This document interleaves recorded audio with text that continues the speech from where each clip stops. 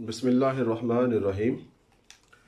आज बेटा रिमेनिंग जो एंगल रह गए थे हमने 30 डिग्री, 45 डिग्री और 60 डिग्री की वैल्यूज फाइंड कर ली थी। अब है 0 डिग्री, 90 डिग्री, 180, 270 और 360। ये होते हैं क्वाड्रेंटल एंगल्स। क्वाड्रेंटल एंगल वो होते हैं कि जिनकी terminal ray lies along the axis, किसी भी axis, positive x axis, negative x axis, positive y axis या नेगेटिव वाई एक्सिस, किसी एक्सिस के ऊपर अगर टर्मिनल रे लाई कर रही है, हम उन एंगल्स को कहते हैं क्वाड्रेंटल एंगल्स। तो आज हम ये क्वाड्रेंटल एंगल पहले है तो जी 0 के लिए हमें एक्स, वाई और आर में रिलेशंस फाइंड करने हैं। Then we can find the ratios, sine theta, cos theta, बाकी रेसिप्रोकल फिर उसी तरह हो जाते हैं। तो अगर तो एंगल 0 डिग्री है तो 0 degree mean our terminal ray lies along the positive x axis, कि यही हमारी टर्मिनल रे बन जाती है जी इसी के ऊपर।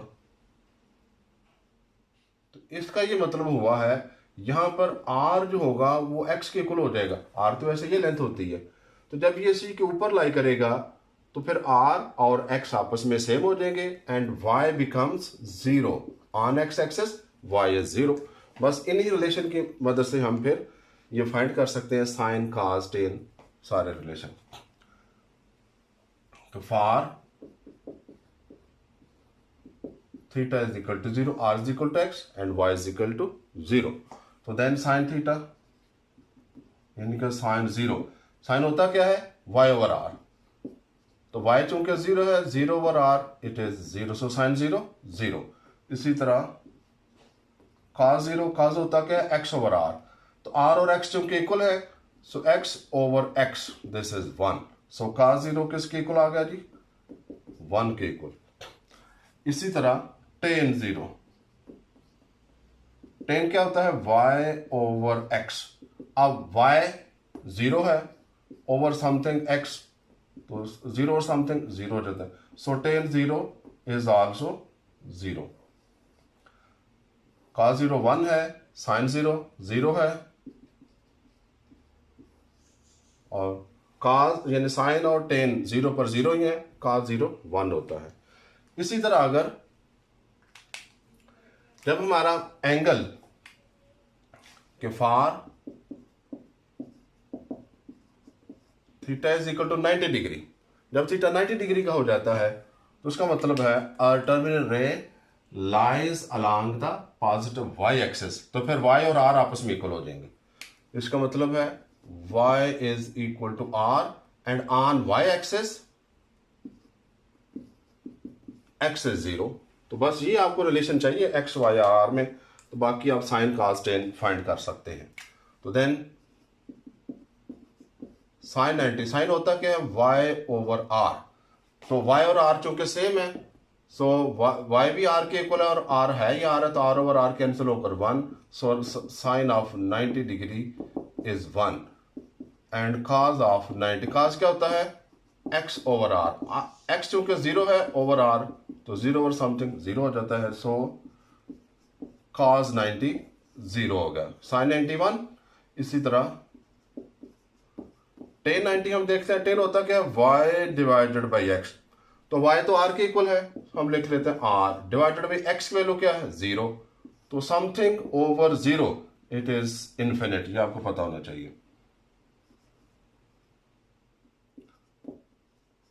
Something over 0, non 0 over 0 is infinite, लेकिन 0 ओवर नॉन 0 ये 0 होता है।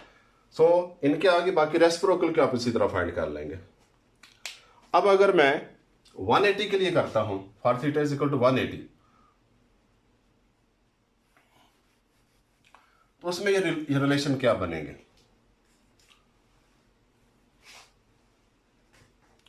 For theta is equal to, जब 180 की रोटेशन होगी तो 0 से स्टार्ट, ये 90, ये 180, so angle lies, terminal ray lies along the negative x axis, तो इसका ये मतलब होगा यहां पर x is equal to minus r हो जाएगा, x नेगेटिव हो सकता है, r नेगेटिव नहीं होगा, सो हम लिखेंगे x is equal to minus r. और ऑन एक्स एक्सेस वाई 0 होता है। तो फिर इसी की मदद से आप साइन कॉस टेन फाइंड कर सकते हैं कि sine of 90 degree, sine of 180, sine of one, sine होता क्या है y ओवर r, y 0 है over something r, this is 0, so sine 180 क्या होगा जी 0। लेकिन cos 180 देखें, cos क्या होगा x ओवर r, x जो है माइनस r ओवर r, तो r कैंसिल होकर it is -1, so cos of 180 is -1। और tan ऑफ 180, tan क्या होता है y ओवर x, तो y 0 है ओवर x जब लिखेंगे तो ये 0 बन जाएगा, 0 वर्स नॉन 0 ये 0 होगा।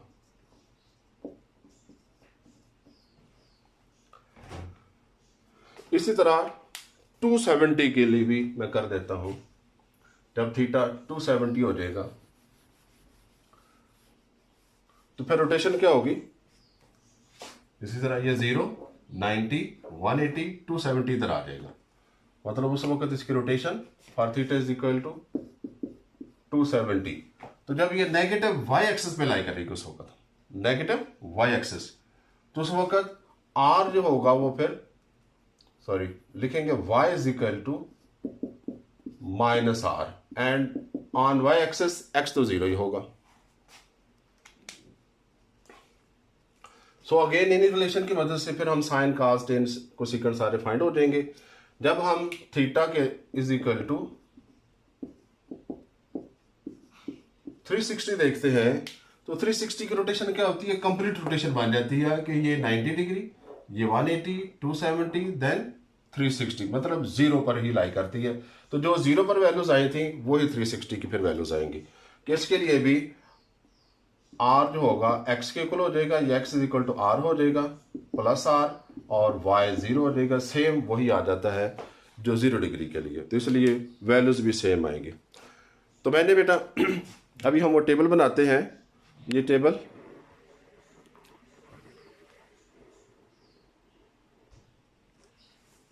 मैं इसको एक्सप्लेन कर देता हूं।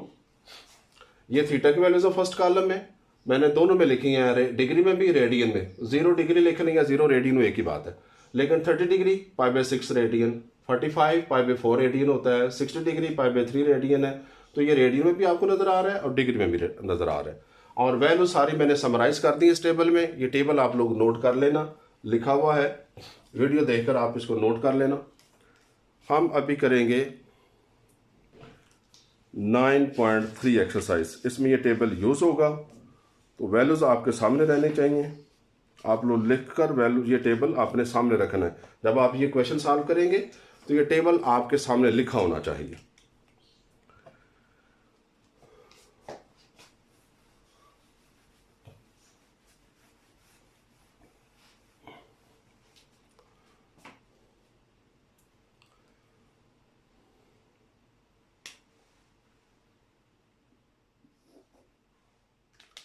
तो question number exercise 9.3,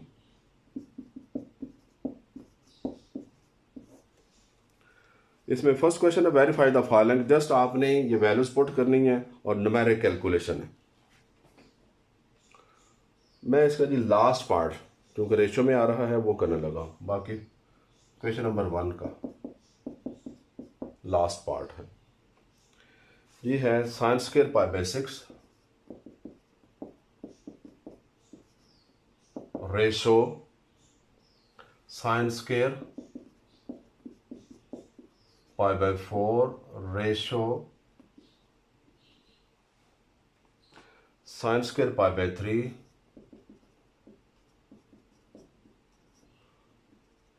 ratio sine square π/2 is equal to verify the following 1:2:3:4। तो सॉल्यूशन के लिए आप ये लेफ्ट हैंड साइड एक दफा जो है इसी तरह आप एक दफा लिख लेंगे, यहां पे आप समझे ये लिखी हुई है, दोबारा नहीं लिखूंगा, आपके सामने लिखी हुई है। हम लिखेंगे sign square pi bye 6 ratio sine square pi by 4 ratio sine square pi by 3 ratio sine square pi by 2। ये सारा मैंने समथिंग ये फर्स्ट स्टेप लिख दिया हुआ है। अब आपने इनकी वैल्यूज पुट करनी है। साइन पाई बाय 6 का 30, साइन की वैल्यू क्या 1/2, तो हम फर्स्ट की जगह 1/2 इसका स्क्वायर है। Ratio sine square pi by 4 का 45 डिग्री, ये क्या है 1/√2 whole square. Then ratio sine square pi by 3, तो पाई बाय 3 क्या है, पाई बाय 3 60 डिग्री, तो ये दिस इज साइन की वैल्यू क्या है √3/2, इसका चूंकि स्क्वायर है sine square. Then ratio sine square pi by 2, pi by 2 पर क्या है 1, साइन की वैल्यू क्या है 1, तो 1 का स्क्वायर लिखना। अब टेकिंग स्क्वायर सारे आ रहे हैं, स्क्वायर ओपन कर दें, 1 का स्क्वायर 1/2 का स्क्वायर 4 रेशो 1/2 का स्क्वायर 2 हो जाएगा, रेशो √3 रह जाएगा, नीचे 2 का स्क्वायर 4, देन रेशो 1 का स्क्वायर 1। अब क्या जी, रेशो के चूंकि ये फ्रैक्शन में आ रहा है तो डिनोमिनेटर को खत्म करें, हाईएस्ट डिनोमिनेटर क्या आ रहा है 4। आप हर जो कंपोनेंट है रेशो का उसको 4 के साथ मल्टीप्लाई कर दे।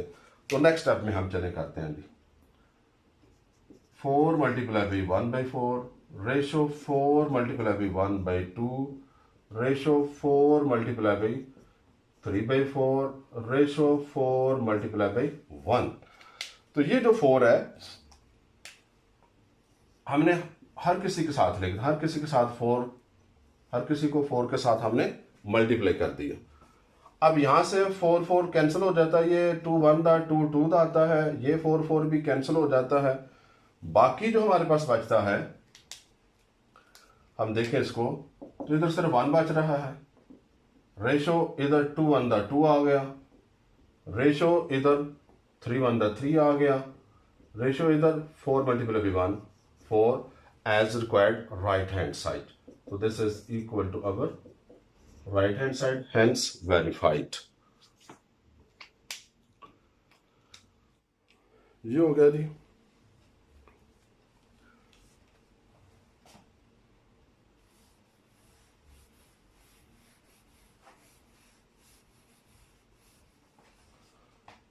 नेक्स्ट है सेकंड क्वेश्चन में यही करना है, मैं कोई एक पार्ट कर देता हूं। क्वेश्चन नंबर 2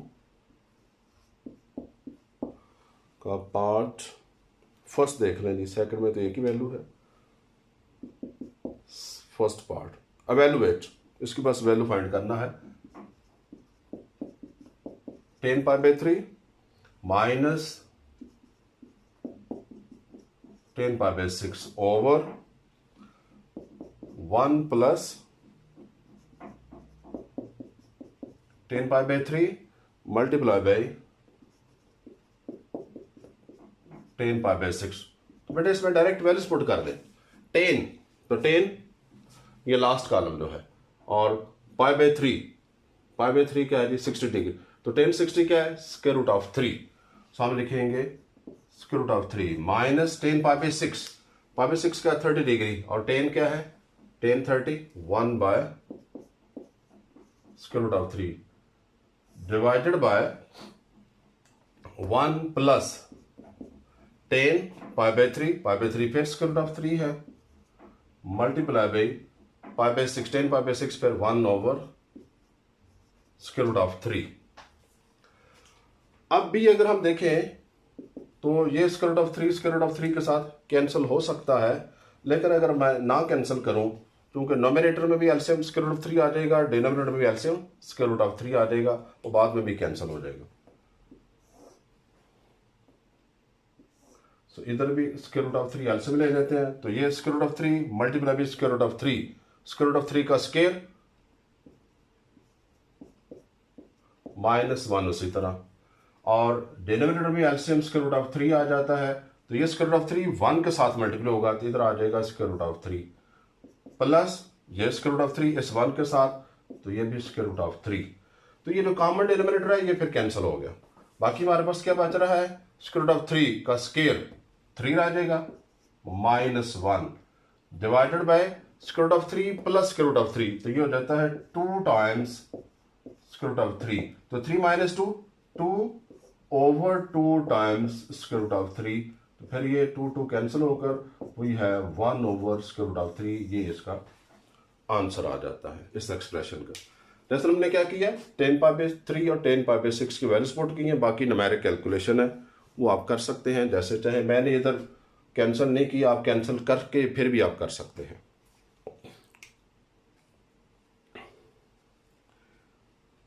देन है क्वेश्चन नंबर 3।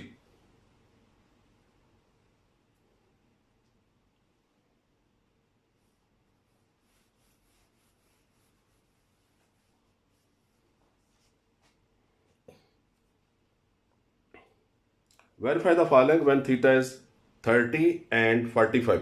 बुक बेटा आपके सामने होनी चाहिए, मैं कंप्लीट स्टेटमेंट नहीं लिख रहा, मैं जस्ट पढ़ रहा हूं। जब आप ये वीडियो देखें तो बुक आपके पास ओपन होनी चाहिए। क्वेश्चन नंबर 3 है, इसकी पहले स्टेटमेंट आप देखें, मैं पढ़ रहा हूं लेकिन आपने देखना जरूर है। Verify the following when theta is 30 degree and 45। Expressions हैं लेफ्ट साइड राइट साइड की इक्वल हमने प्रूव करना है। कोई एक दो एक्सप्रेशन मैं लिख लेता हूं। लेट्स सपोज जी हम सेकंड पार्ट ही करते हैं इसका। सेकंड पार्ट है cos of 2 theta is equal to cos square of theta minus sine square of theta. यहां पर बेटा हम वेरिफिकेशन पढ़ रहे हैं, लेकिन सेम यही फार्मूले आप चैप्टर 10 में जनरल प्रूफ भी पढ़ेंगे इनका। तो ये थीटा की तमाम वैल्यूज के लिए होल्ड करते हैं वैसे, लेकिन अभी हमने जस्ट इनकी वेरिफिकेशन है for theta is equal to 30 degree और 45 के लिए। तो फॉर हम पहले कर लेते हैं जी 30 डिग्री के लिए। तो लेफ्ट साइड राइट साइड चाहे तो आप दोनों को साथ साथ सॉल्व कर ले, चाहे पहले लेफ्ट को कर ले फिर राइट को कर ले, दोनों का आंसर सेम आना चाहिए। तो हम दोनों में लेफ्ट और राइट दोनों को इकट्ठे ही सॉल्व कर लेते हैं। cos of 2 theta is cos square theta minus sine square theta. ये वैल्यूज पुट कर दें। cos ऑफ 2 मतलब cos of 2 multiply with theta क्या है 30 डिग्री। लेफ्ट साइड से ये बन रही है, राइट में भी इसी तरह थीटा की जगह वैल्यू पुट करो ना, cos square of 30 degree minus sine square of 30 degree. इसका मतलब हुआ cos of 60 degree 2 multiply with 30 60 is equal to cos square of 30। तो cos 30 की वैल्यू क्या है, ये cos 30 स्क्वायर रूट ऑफ 3/2, तो स्क्वायर रूट ऑफ 3/2 इसका square minus sine square of 30, sine 30 क्या 1/2, तो ये हो जाता है 1/2 का स्क्वायर। तो लेफ्ट साइड पे क्या रहा है cos of 30, cos of 60 sorry cos of 60 की वैल्यू क्या है cos 60, दिस इज 1/2। तो लेफ्ट साइड तो कंप्लीट होगी 1/2। अब राइट को हमने सिंप्लीफाई करना है, देखना है कि क्या उसका भी आंसर 1/2 आता है।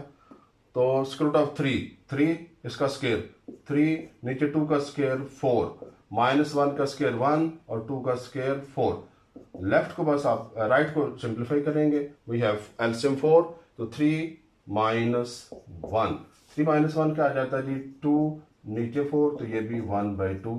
तो लेफ्ट साइड भी 1/2 है, राइट साइड भी 1/2 है, hence verified. Left side right side दोनों का आंसर सेम आ जाता है जस्ट हमने वैल्यूज पुट की हैं। इस सेम आप 45 के लिए भी कर सकते हैं, जस्ट वैल्यूज पुट करनी है, बाकी पार्ट्स में भी जस्ट न्यूमेरिक कैलकुलेशन है और कोई चीज नहीं है ऐसी।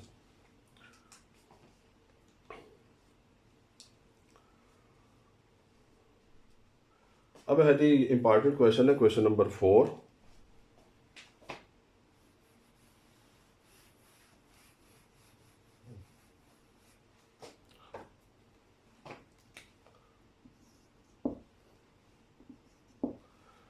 कि find x if from this expression, x find करना है। गिवन एक्सप्रेशन हमें है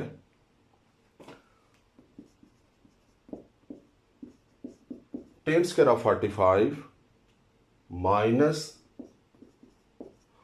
cos square of 60 is equal to x multiply by, चलो इस लाइन में नहीं आ रहा, गिवन एक्सप्रेशन है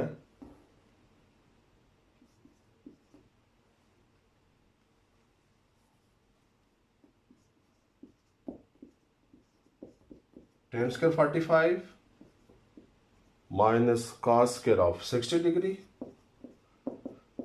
is equal to x multiply sin cos 45 पर है tan 60 है, sin 45 degree multiply by cos 45 degree multiply by tan of 60 degree. तो यहीं से हम जी ये वैल्यूज पुट कर देते हैं। जो वैल्यूज हमें टेबल सामने लिखा हुआ है, इसलिए मैं इसी स्पेस में कर रहा हूं कि टेबल हमारे सामने रहे।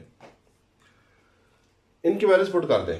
tan 45 का ये tan 45 पर ये 1, तो 1 का स्क्वायर माइनस cos 60 डिग्री की है, cos का ये कॉलम है, तो this is 1/2 whole square is equal to x unknown है, ये फाइंड करना है। sin 45 है 1/√2 मल्टीप्लाई बाई cos 45, ये भी सेम होता है, मल्टीप्लाई बाई tan ऑफ 60, तो tan of 60 is √3।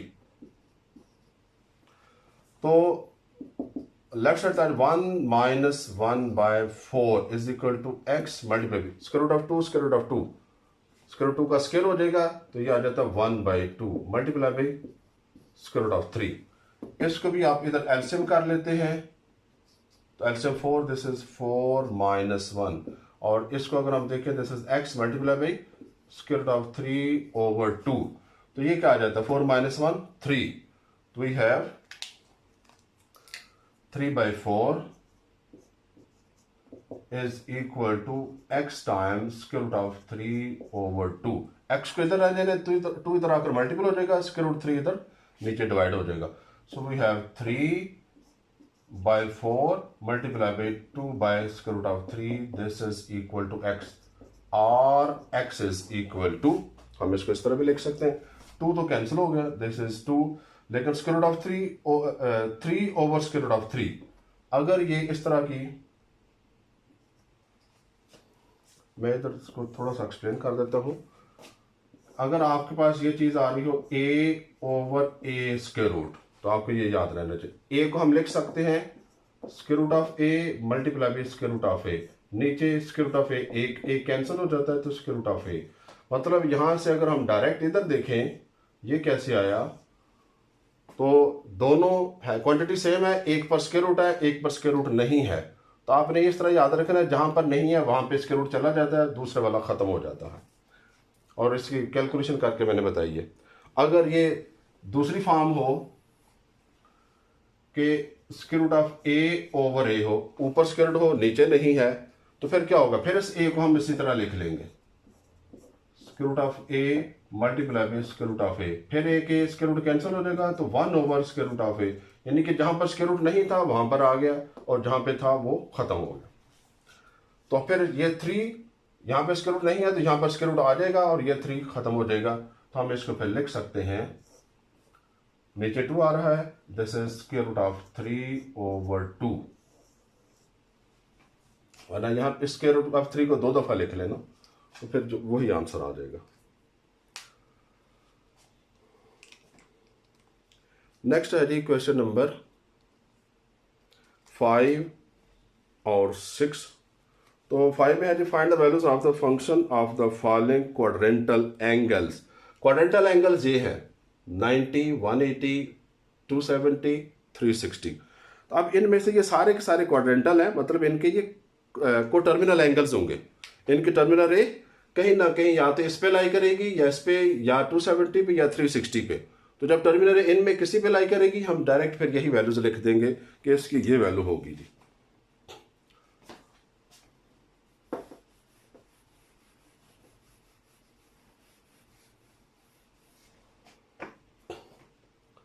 Question number 5,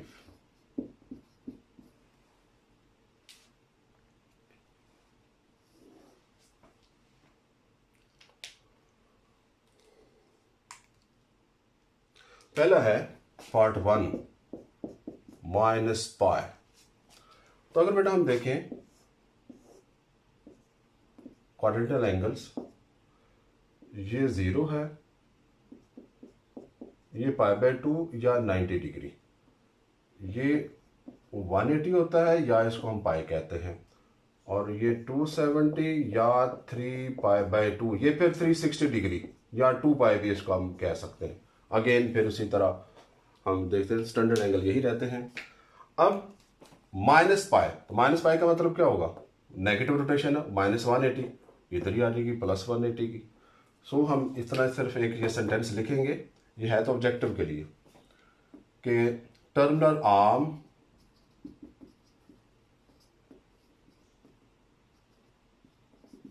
of -π is same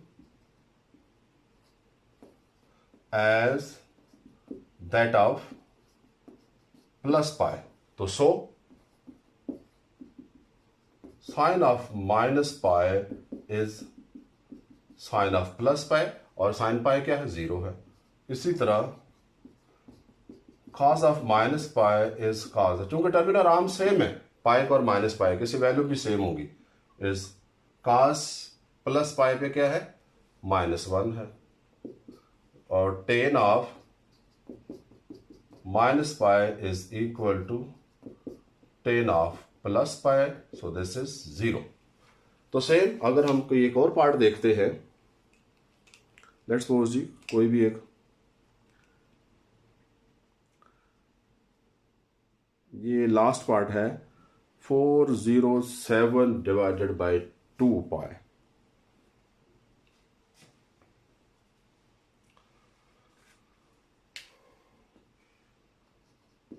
(407/2π). तो ये हम इसको π/2 भी कह सकते हैं, मल्टीप्लाई बाई 407, यानी कि 407। अब π/2 जो होता है ना बेटा, उसमें क्वाड्रेंट चेंज हो रहा होता है, π/2 की रोटेशन से क्वाड्रेंट चेंज हो रहा होता है।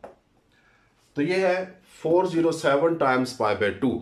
तो चूंकि 4 टाइम्स π/2 पर एक रोटेशन कंप्लीट हो जाती है, कि ये 0, ये 1π/2, 2π/2, 3π/2, 4π/2।